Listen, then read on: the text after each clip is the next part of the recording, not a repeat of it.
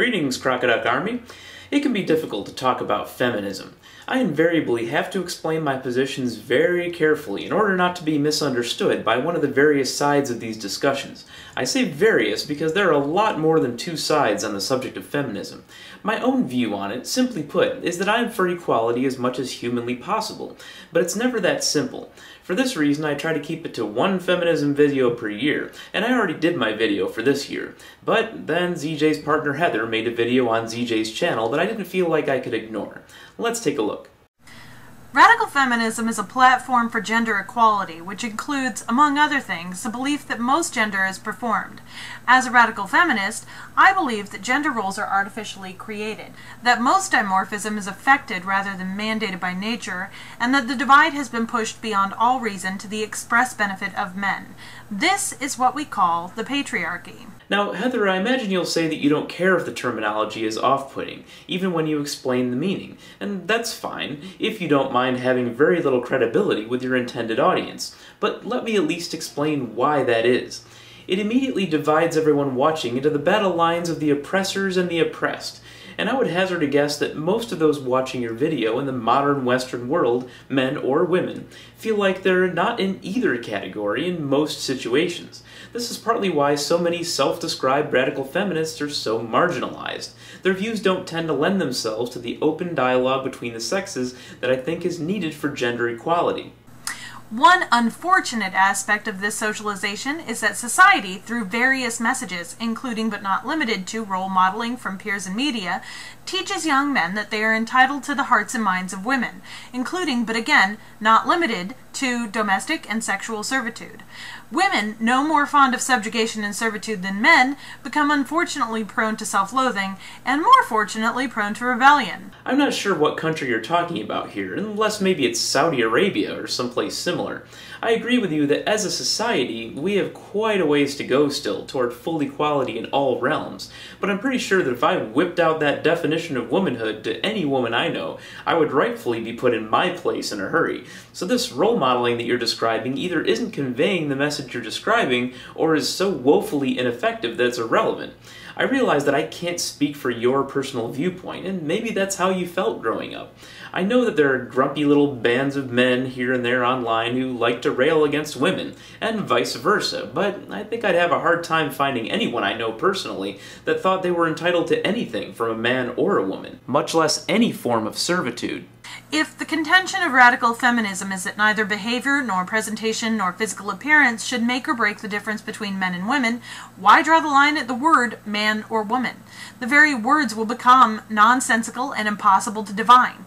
Sure, there will still be some natural hormonal division, but when people can safely, permanently, and completely alter these differences at will, why deny it? When women and men are socialized equally, what will anyone have lost? What will anyone have gained but the right to define themselves, the right for which radical feminists so arduously fight? This is a theme that has sounded repeatedly in the video, that the solution to gender inequality is to erase essentially all gender differences, with only the slightest nod to biological preferences toward different interests and activities between the sexes.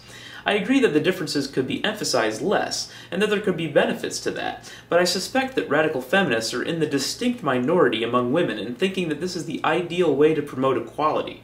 Of course, this doesn't mean that it's wrong just because it's not popular, but claiming to advocate for a population where most of them don't agree with your solution seems like a pretty hollow advocacy.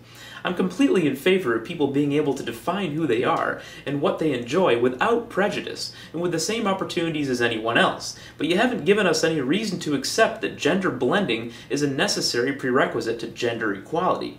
The patriarchy has the same persistent negative impact on trans women as it does cis women. Society tells them that they are more acceptable when they present in a feminine manner and worth less as a person when they fail to please the eye. The rigid physical standards applied to women cause trans women inordinate amounts of stress. The sex classing of women and requisite caste system of the class, more commonly known as varying degrees of fuckability, or even more commonly known as a scale from 1 to 10, has inhumanely relegated trans women with a certain certain remaining organ, to the undesirables. They are expected to be content with either fetishization or pity fucking, along with cis women of the overweight and differently abled varieties. Heather, you talked a lot about transphobia among the radical feminist community as well, and to your credit, you are of course against that, but I actually understand better now why it's such a common thought among radical feminists. When you believe the solution to gender inequality is the sexes being less distinguishable from each other, it's hard to see how someone trying to present more like the opposite of their birth sex would be any more acceptable to a radical feminist than a hyper-masculine NFL football player or a hyper-feminine lingerie model, and no matter how happy, powerful, or successful they are, it wouldn't seem to pass muster.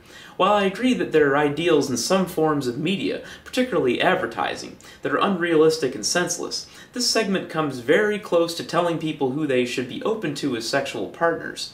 Hopefully I'm misinterpreting this, since I would guess that you've had your share of people second-guessing your preferences, so I hope you understand that cisgender people don't like it either. Is a childhood of boy-designated socialization sometimes evident in arguments from trans women? Absolutely. To start with, they don't question themselves, apologize for themselves, or wait for their turn to speak quite as often as cis women are taught to do from birth. Likewise, a childhood of girl-designated socialization is sometimes evident when trans men make arguments. It will be nice when girl-designated socialization and boy-designated socialization include a childhood where respect and assertiveness are taught equally, but though there has been progress, we're not there yet. I ended with that clip as a positive note, and you made some good points here, Heather. I suspect that on most women's issues in the political realm, we're generally in agreement. There are very few people on YouTube who I respect more than ZJ, and my disagreement with your video does nothing to change that, of course.